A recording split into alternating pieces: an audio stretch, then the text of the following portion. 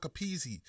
Again, it's Al Capone, Al Capizzi. Oh boy, welcome to another edition of Memphis Rap History. And I am here to pose a question. Why is Memphis rap so unique? And this is how I know my stuff working right, because I did not mute something. I should know better. And now it's muted. I should know better. But that's what happens when you're on the road and you're not, you miss your lives and all that good stuff. But back to my question. Why is Memphis rap so unique? It's all kinds of hip hop out here.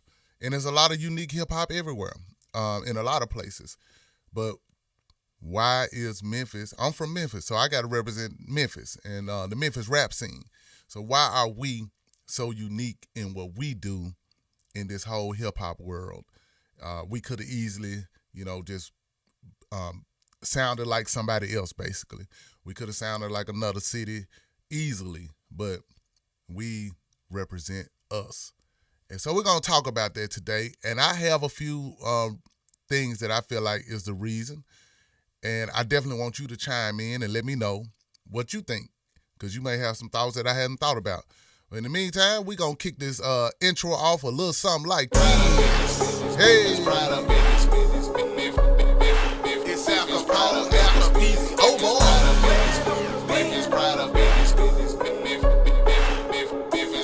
Let's go. Hey, hey, hey, hey, hey, hey, hey, hey. Memphis, man.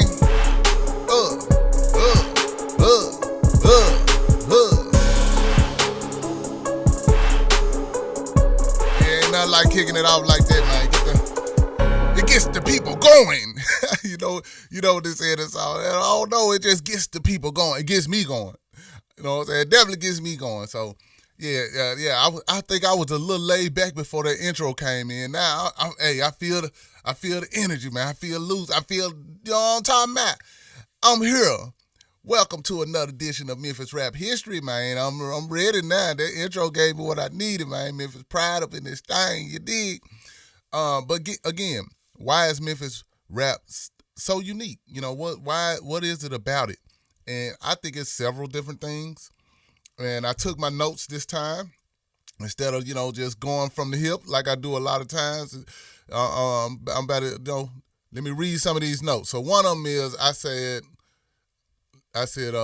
we always cared about repping what we do here in Memphis instead of what was going on mainstream. And that is a fact. We only cared about what we did in Memphis. And I think that goes back generations before us because, we had blues and we had soul music, and Memphis was always, even in those genres before the Memphis rap genre came out, in those genres, Memphis always had a unique stamp of having its own vibe and its own sound, and the artist just, I guess, went against the grain. And I always felt like it had something to do with, Memphis just uniquely wanting to, we want to impress each other. You know what I'm saying? We basically wanted to, once it's a vibe or whatever trend that we create here in Memphis, it don't have to be going on nowhere else in the country or the world. It's a trend that we'll create in Memphis. Whoever started it, whatever, if somebody from Memphis will create a trend, a vibe, a look, you know what I'm saying, whatever the case may be, and everybody in Memphis just embrace it as, we're not doing what everybody else is doing. And we embrace it on that level. And, I think that's a part of us being unique.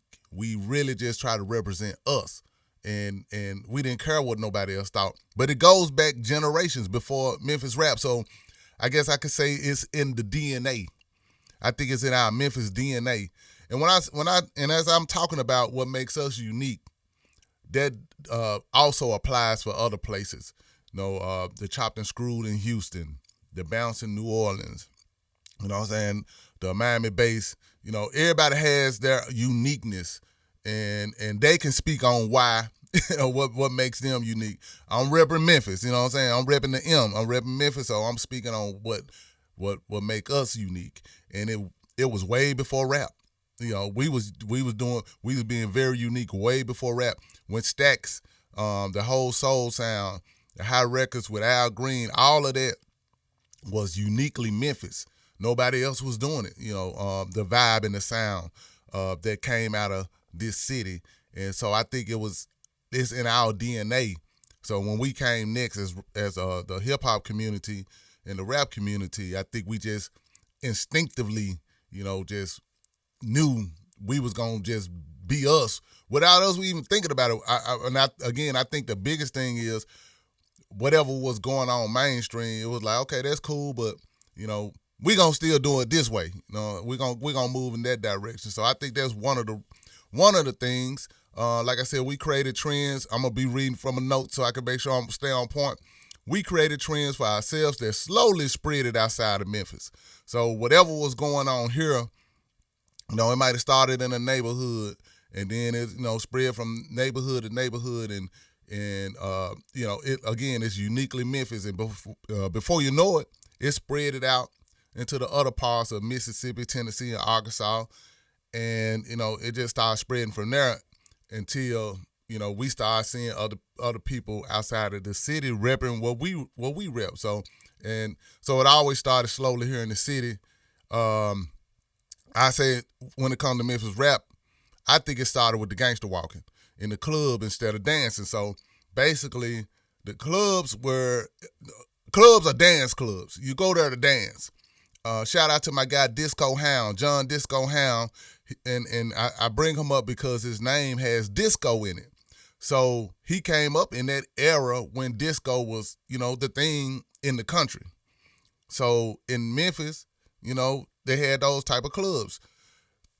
At some point, I say in the 80s for sure, at some point, when rap started coming in and everything, we had people that still was going to the club and dancing, but some kind of way this gangster walking kind of started coming into the clubs, and it was almost anti-dancing. I say, because it wasn't the typical way you dance. You get on the floor, you dance, you groove with your partner or whatever the case may be. Some do it solo.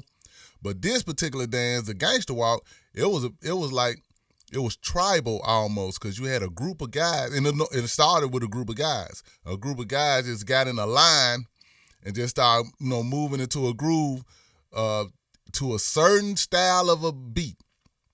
The beat had to have a certain rhythm, a certain style. And when you incorporated that gangster walk with that certain rhythm and style of a beat, it started to show that we're doing something different than anybody else in the country. And I think that was the beginning of Memphis rap creating its own sound and style. And I think, in my opinion, it started with the gangster walk. And I always, as I'm telling y'all about Memphis, I kind of like to reference other places, so I like to note that, New York breakdancing, they did the same thing in New York, going to the clubs, because I think I was looking at some documentaries where a lot of those breakers would go to the clubs and, try to, start the, breakdance. You got to, the people got to spread out so you can get out there and do your thing. And I think a lot of those clubs kind of banned them, because they was disrupting the dance floor. So I think they was kind of being banned from their clubs, whereas in Memphis, the DJs, they in the club they actually embraced it.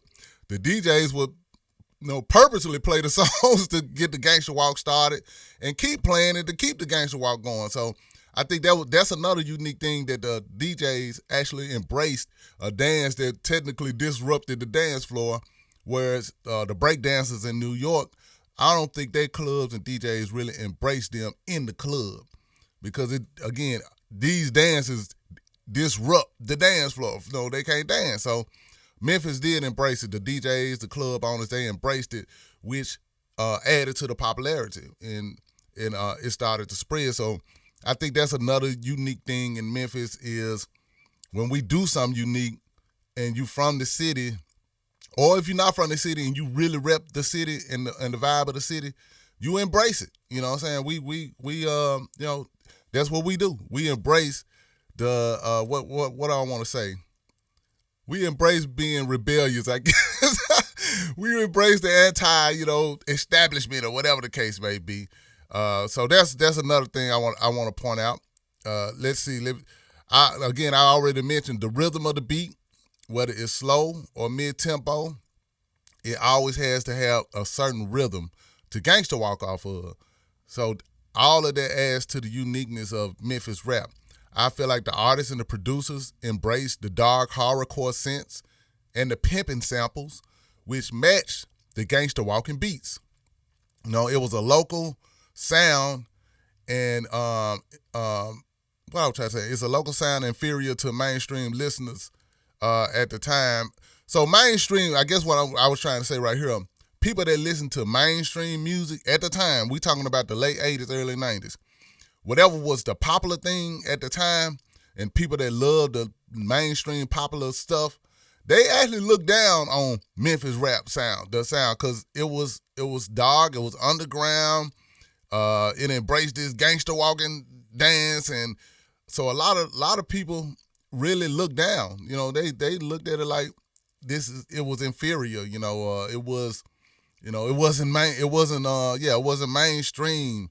So you was looked at like you just a little local joker that this ain't gonna last. Again, not how everybody always like to say something is a fad or whatever. It's not gonna last. It just they recording on these. That's another unique thing that Memphis embraced, but like mainstream people or people that's on this higher corporate level, they would look at stuff like this as low budget. But it was more of I feel like it was more do it yourself DIY when you recorded yourself on 4 tracks in the bedroom. That you don't supposed to do that, but we did it. You recorded yourself on 4 tracks in the bedroom. It don't matter. You didn't have soundproof rooms or nothing like that. You did what you had to do to get the recording out. Some people didn't even have 4 tracks. Some people recorded from cassette to cassette to get their vocals on the music. So that was another thing, just embracing recording on 4 tracks, embracing recording in the bedroom, embracing whatever you can do to record it just to get it on something. And then you go a step further and you don't technically go and get real album covers and stuff like that, because sometimes you couldn't afford it. Sometimes you didn't know exactly how to go about doing it. So another thing I feel like that makes Memphis unique is we was like, you know what? We just gonna go get these. It's this place up the street on Summer called H&W Distributors. They will press cassettes up and just put a little white label on it. That's it. Just put a little white label on it. Whoever the DJ is or the artist is, slap a label on that and on the cassette, and we gonna sell it just like that. You know what I'm saying? Raw and uncut. The tape, the recording may have air in it, a little hiss or whatever the case may be. But long as that beat was still bumping, it didn't matter. I think again that is something that makes Memphis rap unique. That not only did we record on 4 tracks or from tape to tape, whatever the case may be, to get it on something, we would go and press up tapes just with a white label on it. Just to get, whatever it took, simple as that, whatever it took. But it captured the sound. No matter what, it captured the sound, and at the end of the day, the fans loved it. They didn't care that it was hits and air in the tape. They did not care. So that's just what it is. So I think that, again, do-it-yourself mentality. Not saying we the only ones that did it. Shout out to the California Bay Area. Is very known for being independent, and I salute them 100%. But, here in Memphis, we definitely was on do-it-yourself and, whatever it takes to record and get it out there. Another thing I feel like is unique to Memphis is the fact that the stereo shops and the mom and pop stores here in Memphis actually bought the product. A lot of times, especially when you got little white label tapes and stuff like that, if it don't look, I guess, professional on a certain level, a lot of businesses won't embrace it or they won't stock the product. Whereas in Memphis, the stereo shops, And the mom and pop stores actually stocked the product, no matter what it looked like. And it just helped get it to the fans, and it all worked out together. So another thing about Memphis being unique is that we had, the mom and pop stores and the stereo shops actually supported, these low budget tapes. they really supported it, and it all worked together. It was definitely helped Memphis rap and the Memphis sound get out there and stay authentic and unique in the process. All right, let me see what else I got. In my notes. In my notes, the flow. I feel like the flow, the Memphis, the style of the rapping and the voices and the way we recorded those voices, a lot of times we always doubled our voices. We'll double the voices, we'll double the ad-libs, and I think all that gave it that unique, distinct sound of the voice. So the flow, you know what I'm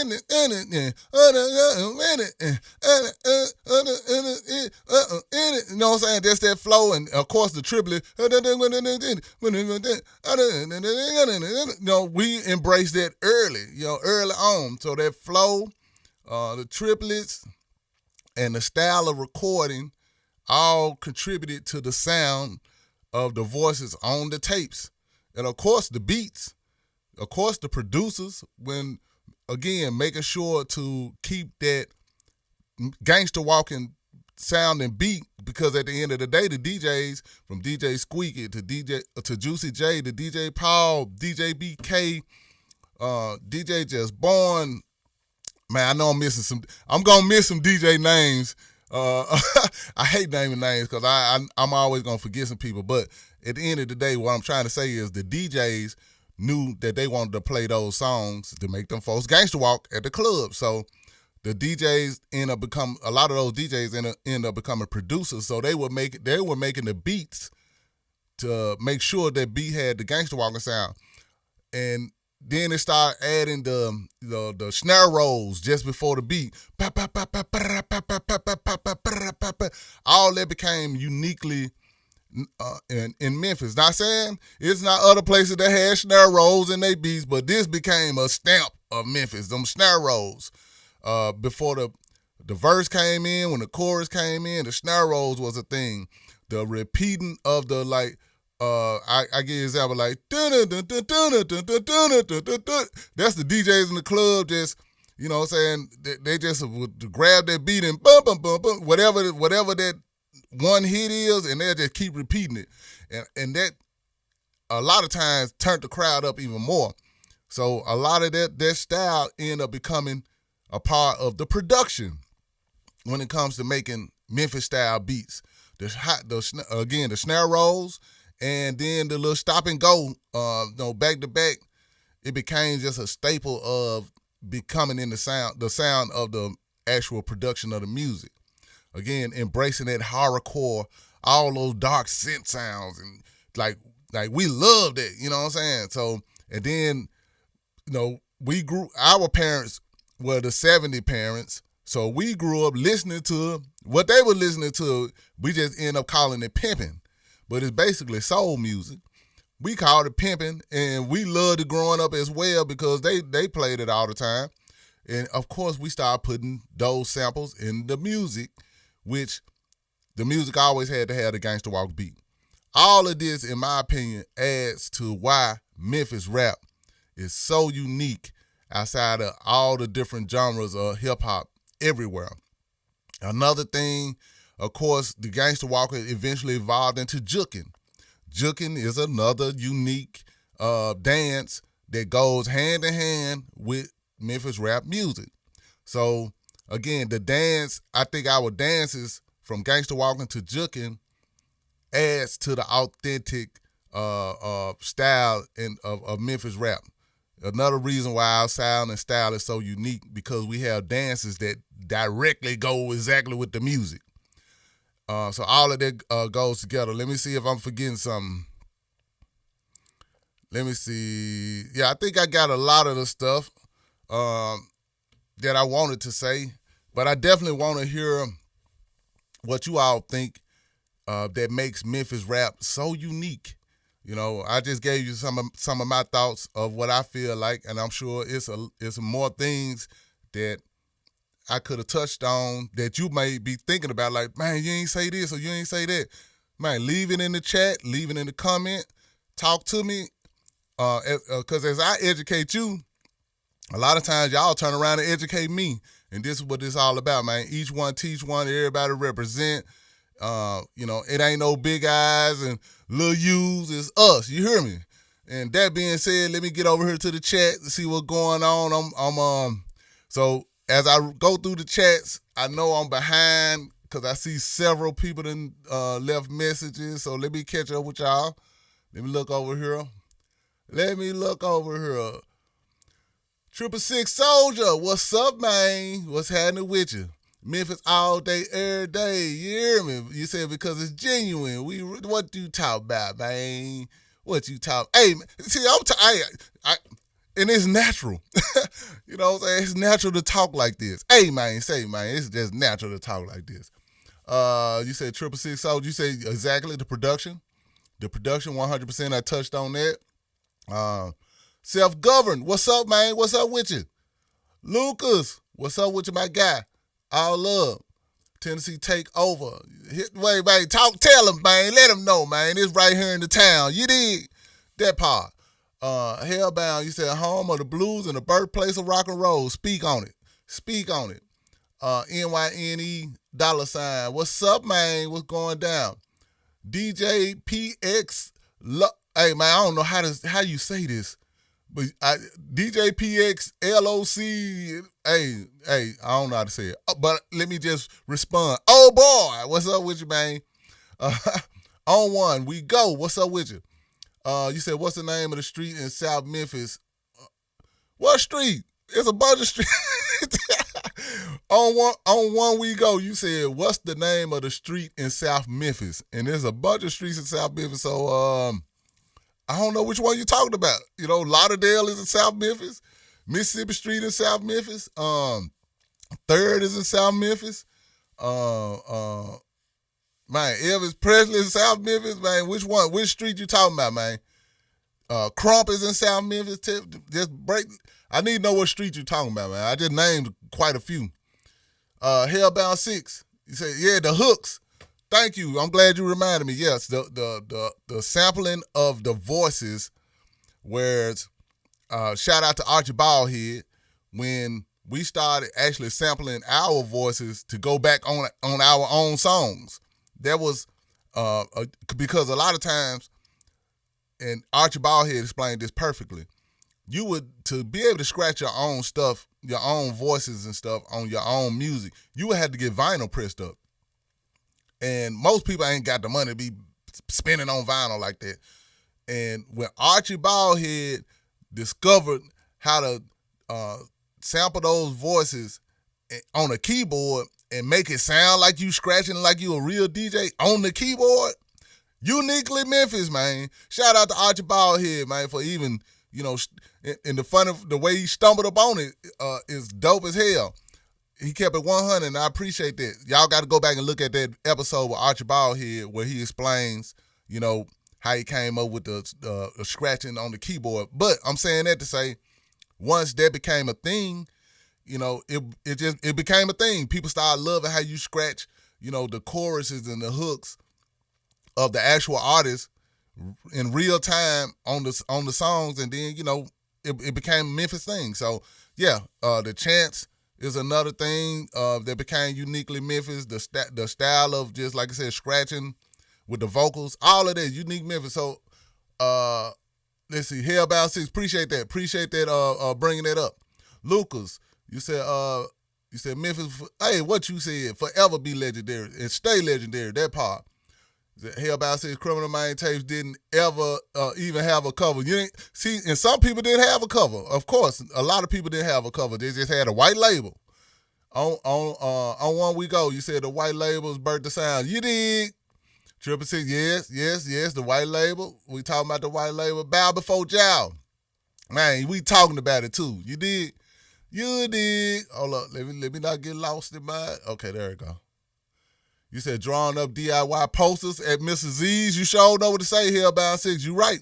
A lot of times you made your own little post. If you ain't got no poster, man, you you draw your own poster. You feel me? And you do what you got to do. You do what you got to do. Memphis out there, you say, I'm going to Mrs. Z's. I'm going to Mrs. Z's. You hear me, man? Shout out to DJ Spanish Fly with that I'm going to Mrs. Z's song. He really did that.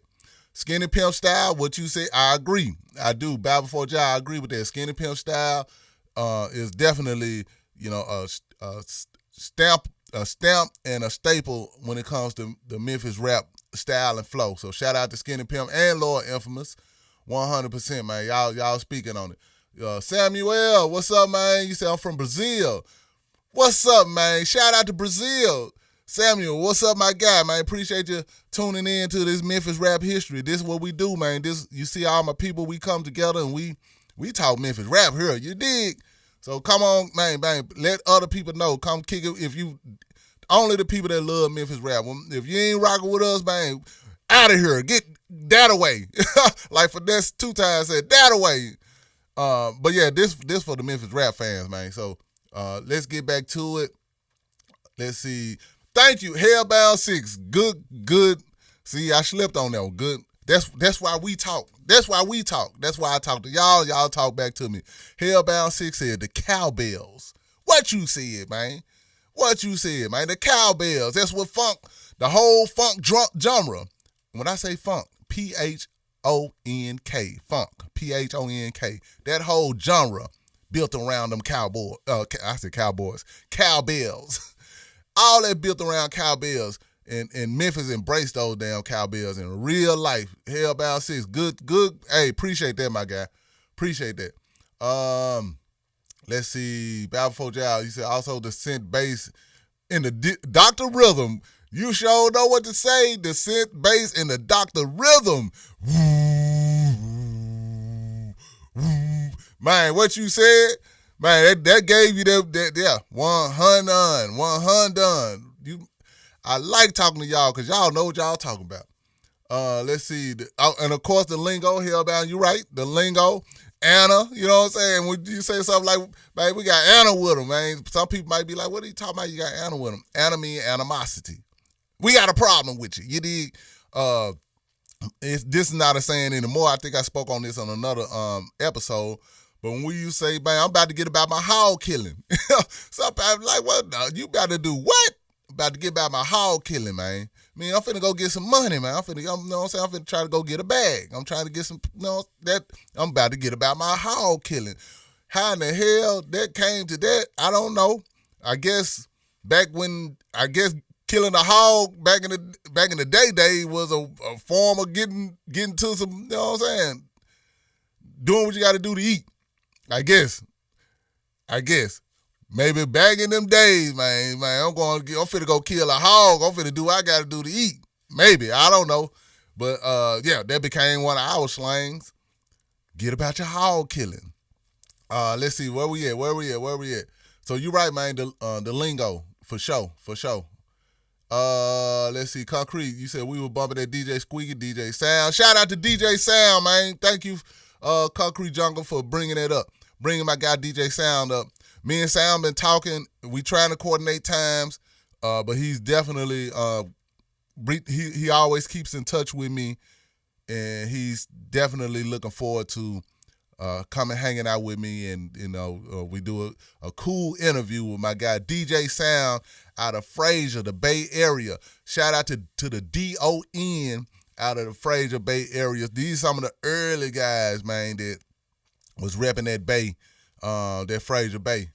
So appreciate that. You said we was bumping DJ Squeaky, DJ Sounds, 666 in the mid to late 90s in Miami. The MIAO! Shout out to Miami, man. Appreciate you letting us know that that's too much love. And you said, it fitted our dunk culture. And the dunk culture, if I'm not mistaken, you talking about the cars. You know what I'm saying? So yeah.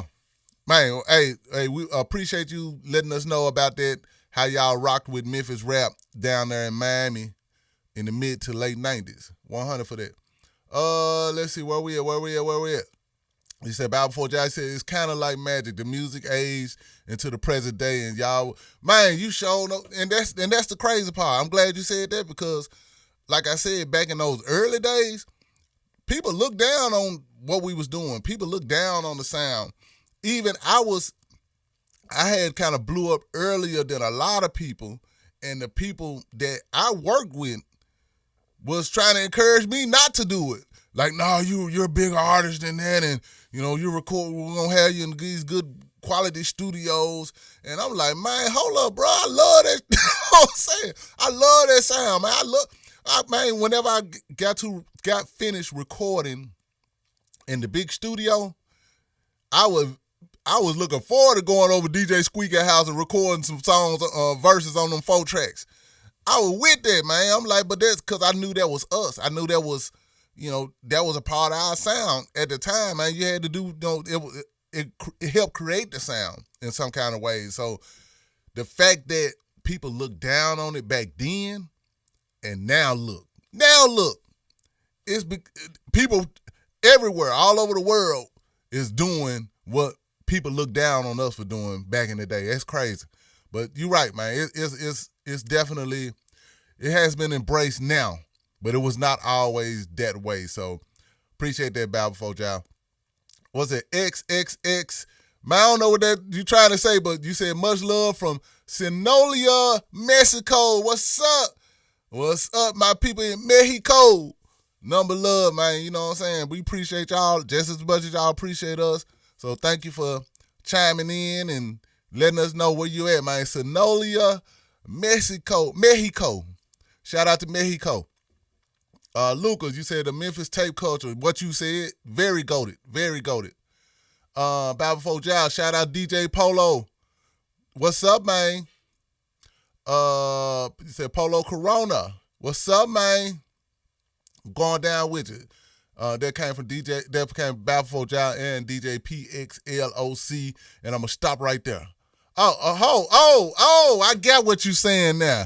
As I was reading the name, your name, and then I looked over at Polo Corona. That's what that means. Thank you. Those unique spellings, man, will throw you off real quick. You dig? So your name is DJ Polo Corona. Man, okay, hey, them X's threw me off, sir. Them X's in there, in the place of I think you had the X's. Let's see, DJ in the place of the O, and yeah, in the place of 2 of the O's, which threw me off. But I see. Okay, shout out to you, man, DJ Polo Corona. I got you now, man. I got you.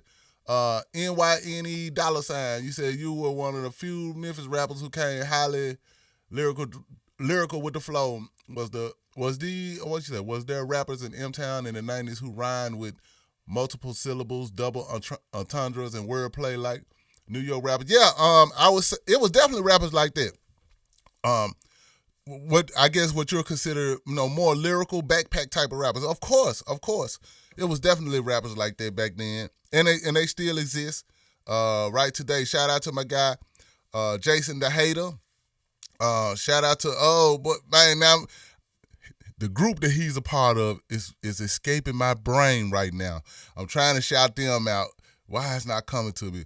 But Jason the Hater is one of those MCs out of Memphis that represents being lyrical, and and he's from back in them days as well. But it was quite a few others. So yes, no question about it. We did have those type of rappers that really were lyrical.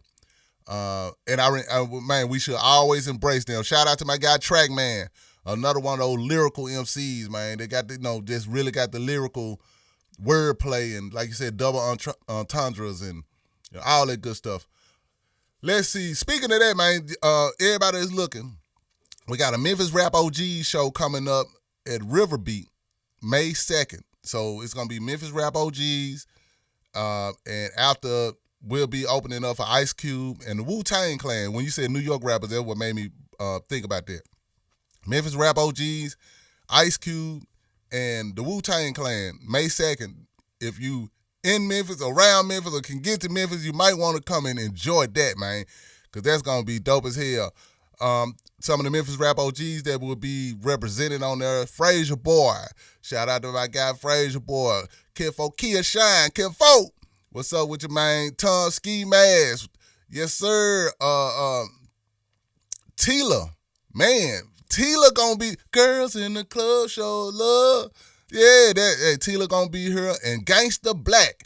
SOUTH, yeah, Parkway. Yeah, that's gonna be the Memphis Rap OGs lineup May 2nd, and then Ice Cube come on after us, and Wu-Tang come on after them. Me, Al Capone, Al Capone, and DJ Zerk, we gonna host the whole show. Of course, we're gonna slip a couple of turn-ups in. We gonna do a little something, man, real quick, man, to get the crowd right. So, just wanted to bring that up. May 2nd, River Beat. Memphis Rap OGs, and that's some of the lineup that'll be there. Let's see, where we at? You said Memphis all day, every day. You say, I'm still about my hog killing. What you said? Stay about your hog killing, man. Stay about your hog killing. Let me duck out this scene real quick. Without looking crazy. Am I doing? Damn, I can't get away from this, man. Well, hold up. I'm trying to get out the way. Okay, I'm out the way now. All right, out the way. It's trying to get me too. All right. I'm good. I'm back. All right, here we go. Let's see. You say you still about your hog killing. Me too, man. I'm still about my hog killing. You said we going hog hunt. You did. NYN, you said what term chicken mean? I always assumed it was for orange hair bud. That's what chicken is. Good guess. And then in general, it was just herbs in general. That is chicken. So when you hear the song Psycho or anybody say, something about smoking some chicken, it's not talking about smoking a real chicken. It's talking about them herbs. You hear me? That part. So yeah, that's another. I don't know why, how the hell chicken became the slang at the time for the herbal. I don't know, but hey. Again, once Memphis started embracing it, Memphis embraced it, and it is what it is. Keep smoking chicken, yeah. That part right there. Man, God damn, my voice just cracked all kinds of ways, man. I've been performing. Definitely rocked the show last night, and it was too lit. So, voice is just a little bit, you know what I'm saying? But I'm here, though. I'm here. All right, let me get back to these chats, man. You said about 4J said Fayetteville got them big hogs. I feel that. Take a pull from the chicken. Yeah, take a pull from the chicken. The top papers I'm sticking. That part right there. Shout out to my guy Psycho and Ballin' MJG on that particular song. 666 Soul, you said we got to talk about Memphis accent separating our music to other. What you said. Thank you. The accent. You know what I'm saying? The accent is, our accent is our accent. Some deeper than others. You know what I'm saying? It's definitely some folks' accent way deeper than mine.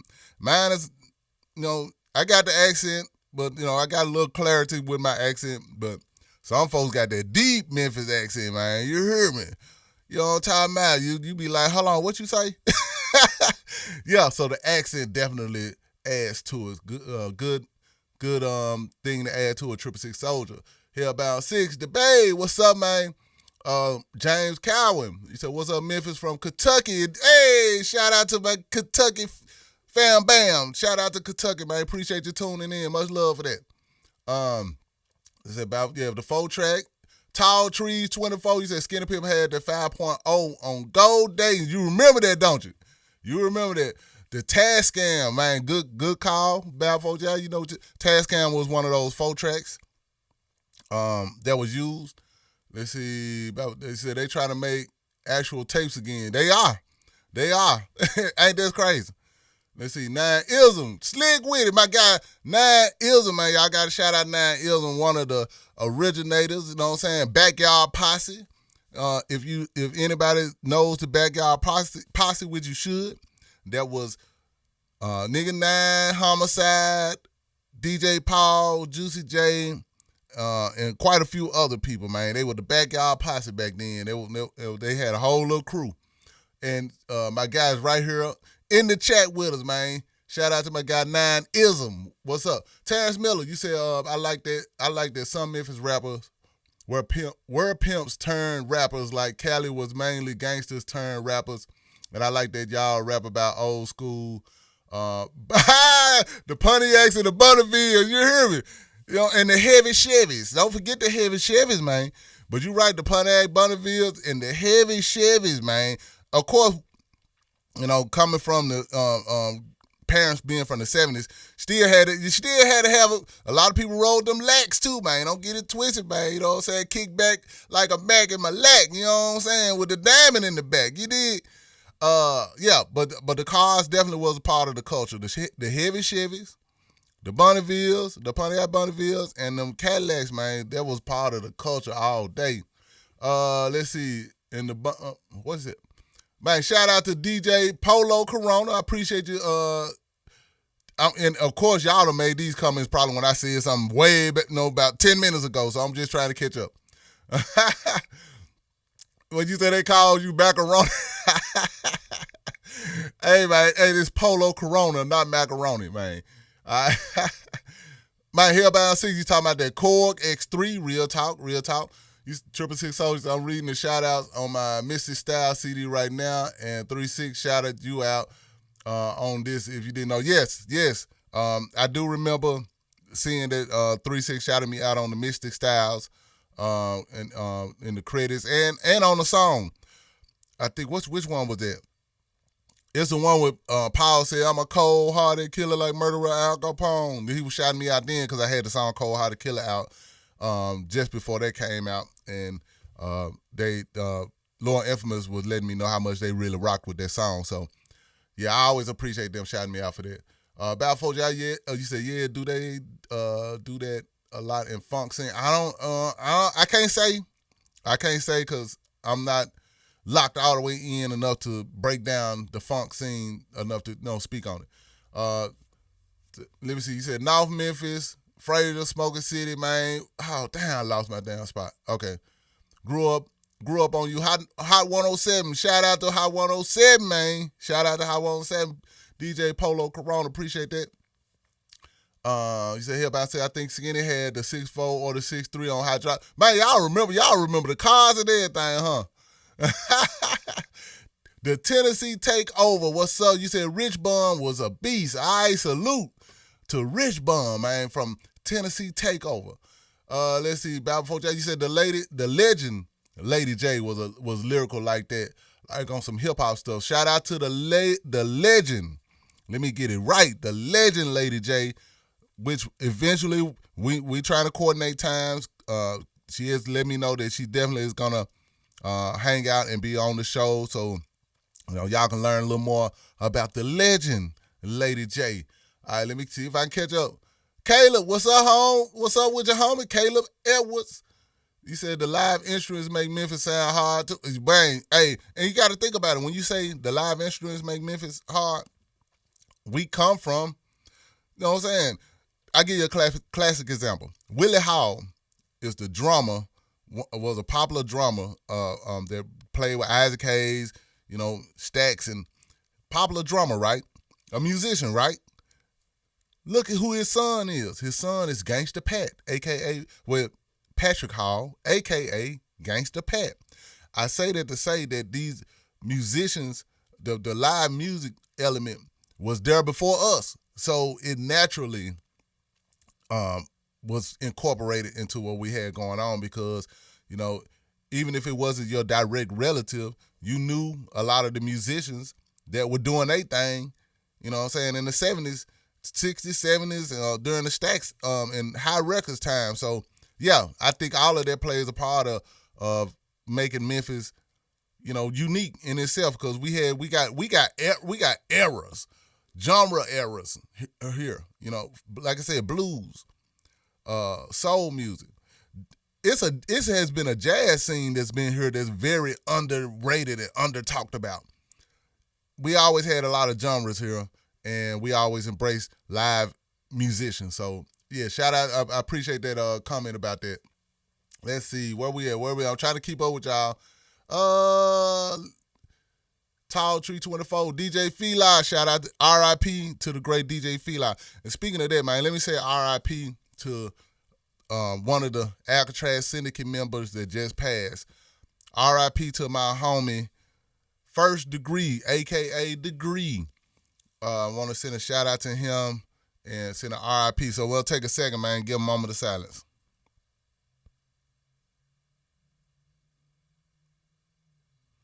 Salute. Salute, man. Salute to our guy Degree, man. First Degree, one of the Alcatraz Syndicate members, man, just passed. All right, let's go back over here. Man, I'm trying to move this level and keep kind of jumping around. Bad folks, y'all still talk about that chicken. Tall Trees, you said my head spinning. Y'all talk about that chicken, man. I guess when I was talking about it, so I'm just catching up. OG Chevy Rider, you said Capizzi, would you consider E40 an honorary Southerner? That doing the food and give me head was as Memphis as you can get. And I'm gonna tell you why it's as Memphis as you can get. Cause Al Capizzi was in the room making sure it was Memphis.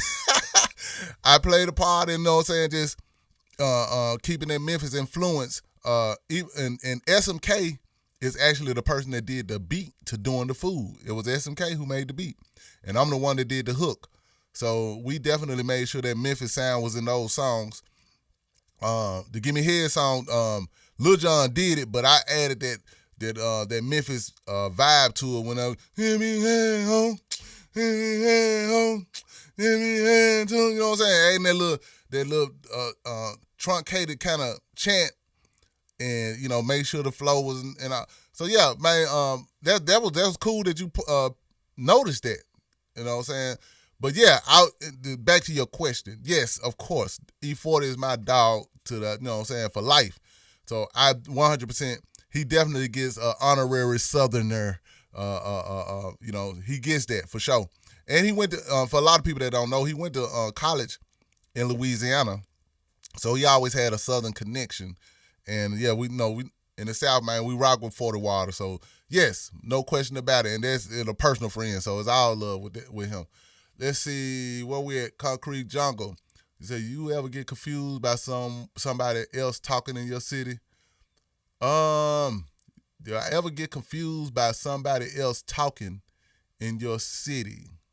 Or talking on your city? Explain, I think you said talking on your city. I don't know what you try to say. I'm trying to figure it out. I'm confused right now, so give me some more clarity. All right, Concrete Jungle, give me some more clarity so I can answer that correctly. About 4 y'all, you said Cali had pimp rappers too. For sure, no doubt. No, too short, man. You can't, come on, man. Yeah, hey, of course, no doubt. You can't get no more pimp than Too Short, man. Short, dog. 666 Soldier, you say listen to any DJ Paul verse. He be talking about some cars like his orange Suburban. Man, you know, in the car culture, it definitely was a big deal in the come up days, no question about it. Tall Trees, hey, curls and gold teeth. What you said, man? Thank you, sir. I mean, it was a classic line in my very first song. They call me Scarface Al, straight from the underworld. A black brother with gold teeth and a nouveau curl. Yeah, man, what you said. Yeah, man, the gold teeth and the curls was real in the city, man. It was real in Memphis, man. Curls and gold teeth. Let's see. Y'all still talking about the cars a little bit. Let's see. Let me see if I can catch up with y'all. What was the set of Hustle and Flow like? Was y'all tripping and kicking it? Oh, okay, that's a good question. Memphis all day, every day. He said, what was the set of Hustle and Flow like? Yes, it was a lot of kicking it and, you know what I'm saying, just hanging out with each other, and it was all good vibes, man. It was almost like we didn't know for sure that we were making history, but we kind of felt like we was in some way. And we just basically we kicked it like a mother, man. I ain't gonna lie. We hung out, we kicked it, and it was good vibes, man. The excitement around the city, like whenever we went to different neighborhoods, the excitement of the people in those neighborhoods that would come, hang out. even if they couldn't get on the set, they were hanging out outside of the set. Because I remember like coming out after recording a certain scene, coming out and just coming out, hanging out with the people just that was there from the neighborhoods. You know, it was a lot of good love, a lot of good vibes when we was working on Hustle and Flow. I remember that. So that's a great question. Tennessee Takeover. You said mental prison is one of the dopest. Man, you see, I love when y'all talk about stuff that people don't talk about. Mental prison was one of those series. Shout out again to, and a big RIP to my homie Degree, a.k.a. First Degree. Let's see, NYNE $. You said when New Jack Swing was in full effect, did M-Town rappers get billed with singers in the city too? I read Larry Springfield was from Memphis. He is and still is. Shout out to Larry Springfield, one of our OG R&B singers. You know what I'm saying? We know he's still here, and he was one of them guys for sure. Let's see let me finish what you said. Was from Memphis. Was there other M-Town New Jack Swing artists? Now he was doing some New Jack. I don't remember him technically doing New Jack Swing. I'm not saying he wasn't, but I do know he was an R&B singer. So I'm gonna tell you who was doing the kind of New Jack Swing style. Now that you kind of bringing it to my attention, it was a guy by the name of Phelan Alexander. You all know him as Jazzy Faye now, but when he was an R&B singer back in the day, he was Phelan Alexander. So he was definitely incorporating some of that New Jack Swing in his early R&B career. So he's one of the people that I can think of off the top of my head now that you bring that up. And there was definitely others, but we did and still do have an R&B scene here in Memphis. So, you know, we are very diverse. Of course we got an R&B scene. How we not gonna have an R&B scene now that I think about it? When we had people like Al Green and all those Stax artists and Ann Peoples and yeah, of course, yeah, the R&B just automatically just came into the picture and stayed and still is here. All right, let me get back to y'all. You said SMK stay behind the scenes. That's the paper though. SMK done did a lot of stuff, man, behind the scenes. So shout out to my guy SMK. The Tall Trees, the Wawa. Ooh, wee. See, that's what I'm talking about. Thank you. The Wawa guitar. Man, it was something about having that guitar sound in them beats, man. It was something about that. Wow.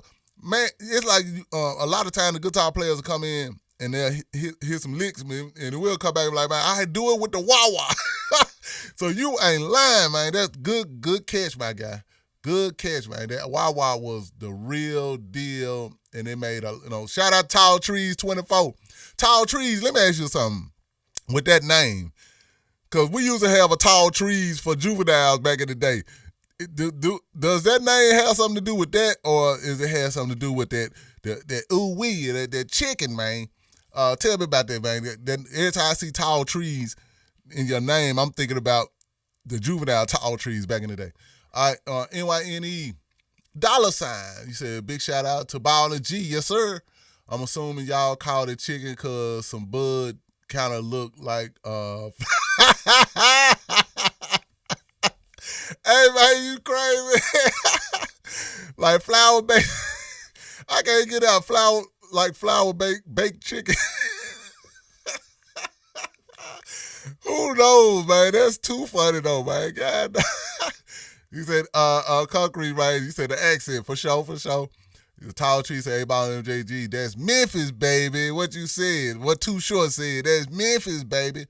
Concrete Jungle TV, said, you ever got confused by how deep your accent is from somebody in your city? No.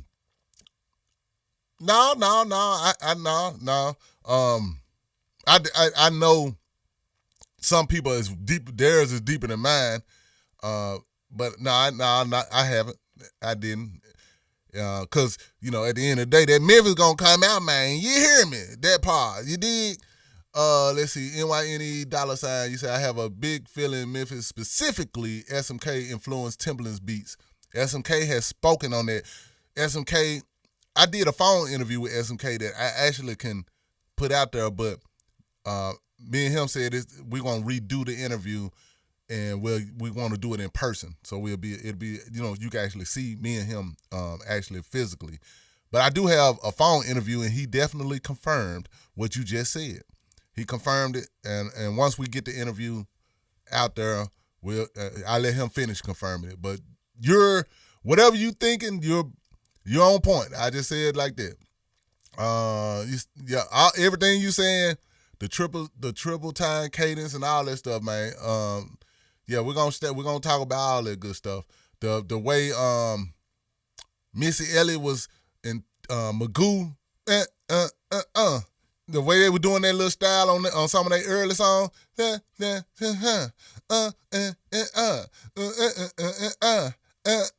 little kind of style right there. SMK was there when they first started, before they even had a real name. SMK was around at that time, and he said that he used to see them bumping Endo G and Lil Blunt. They used to love Endo G and Lil Blunt, which is straight Memphis and that whole Memphis style and flow. So, yeah, he's going to break it down way better than I'm breaking it down, but since you brought it up, I just wanted to throw some confirmations out there to you.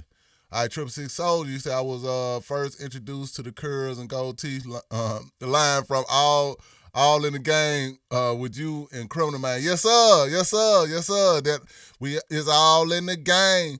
A nigga can't change CMC. I'm from Tennessee with curls and gold teeth. Let's see. Soccer Ballin' NE. What's up, man? You said I remember First Degree was on the Holocaust No Escape album.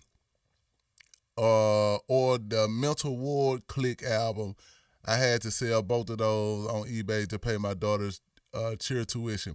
Yeah, hey, I know it'd be hard to get rid of something that you did, you'll look back like, man, I let it go. But listen, sound like you did it for the right reason. I just say it like that, man. If it was gonna go toward that for your daughter or your daughters, you had to do what you had to do, man. I know it feel bad now, man, but you did a noble thing, sir. So shout out to my guy, Soccer Ballin' NE. All right, man. I think I'm pretty caught up with everything, but listen, I think I broke down as much as I could that makes Memphis rap very unique, very unique. And if it's anything else that I left out, shout out to everybody in the chat that added on to it, because y'all brought up some great points, so I appreciate that.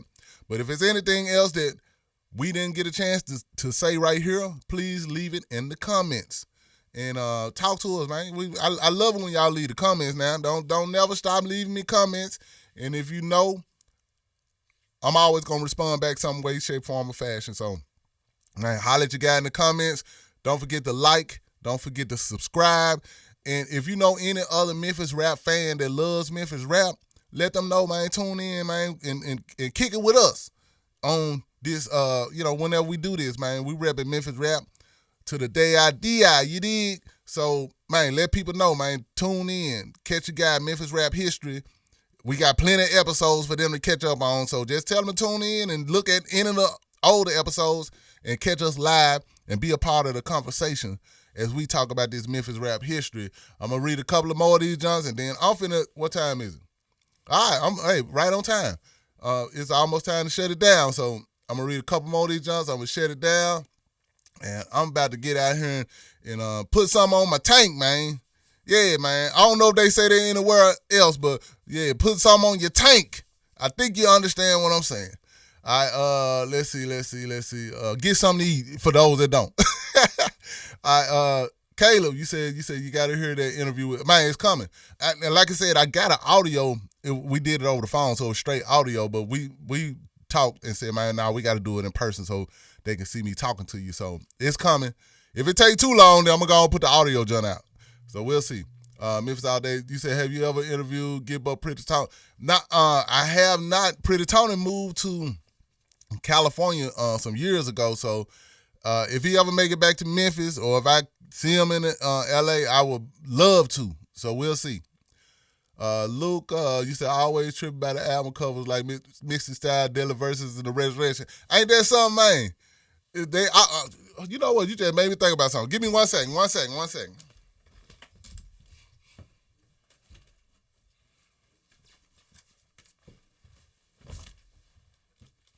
when you said album covers, you just made me think about it, man. You just made me think about it, man. The Resurrection is on vinyl now. And I think it should, I need to check the site, but it should be up on my website. That's the vinyl to the Resurrection. It's on vinyl now. You know what I'm saying? And you can get you a copy by going to akmemphis.com. That's my website, akmemphis.com, man. Go there and order you one of these, man, you know, for a souvenir. Even if you ain't got no record player, for a souvenir. But if you got one, if you got a record player, you gonna, hey, it's bump that junk. You did. akmemphis.com and go to the merch, and you should see where you can order you Resurrection vinyl. So I'm glad you brought up the comparisons of Mystic Styles, Deadly Verses, and the Resurrection covers, which made me had to show y'all, man. Go get that album. Go get the vinyl, man. I got you. akmemphis.com. Let's see where we at here about Memphis Underground for life, man. What you said for Liz Ife. 666 Soldier is the process of getting CDs reissued a tough process because some of these CDs are hard. I feel what you're saying. Not really. No, it's not really. It's not hard. I guess it's just a matter of the artist getting them done. So no, it's not hard to get done. I mean, for it to happen, they just got to do it. I definitely got a lot of CDs and everything. Like I just got the vinyl. What I just showed you, I just got that vinyl done. But you know, you just got to pay for it. That's what it really boiled down to. You got to pay for it, and sometimes I think that may make it hard for some people if they don't have the artwork or the pictures. So when you get them repressed up, they'll still have a cool look to them, a good quality look to them. Maybe that's part of the problem. I don't know. Just throwing it out there. Let's see. You said I was looking at Chapter 2 World Domination on CD, and people be selling. Yeah, they sure do. They sure do. They be, man, they be mogging them jumps up for real. They say I was born. OG Chevy Rider. You say I was born in 1974, Birmingham, Alabama. Shout out to Birmingham, Alabama, man. Shout out to y'all. Number look. Let's see. And raised as I've stated before, but I went to school in Memphis.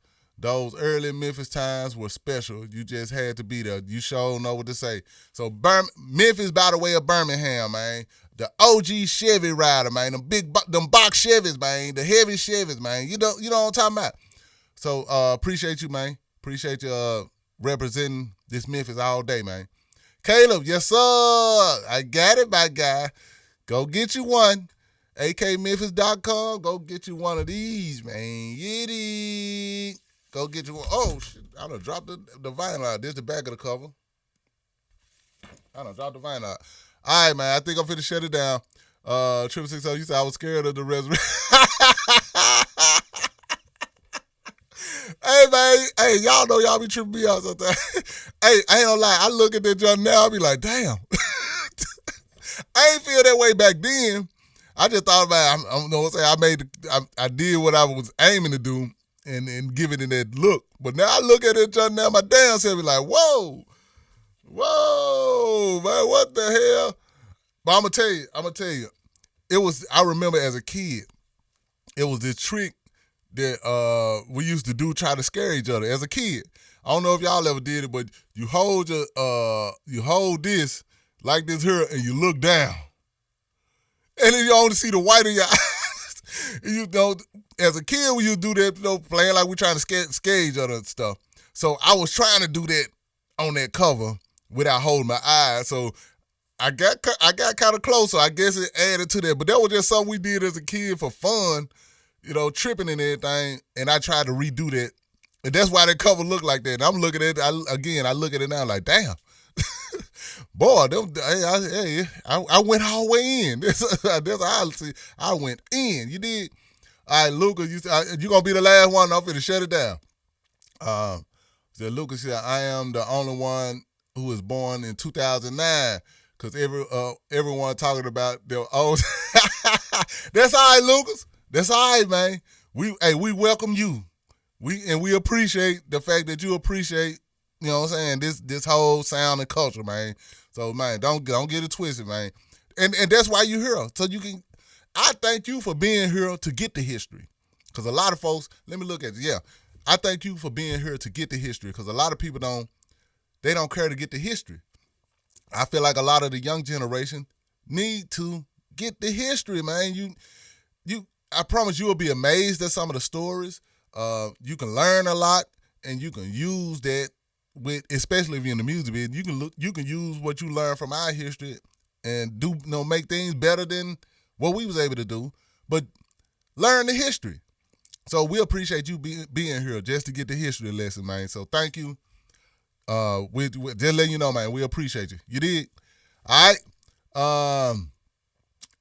Caleb, you used to do it when you was a kid. Let me do it again. Dun dun dun.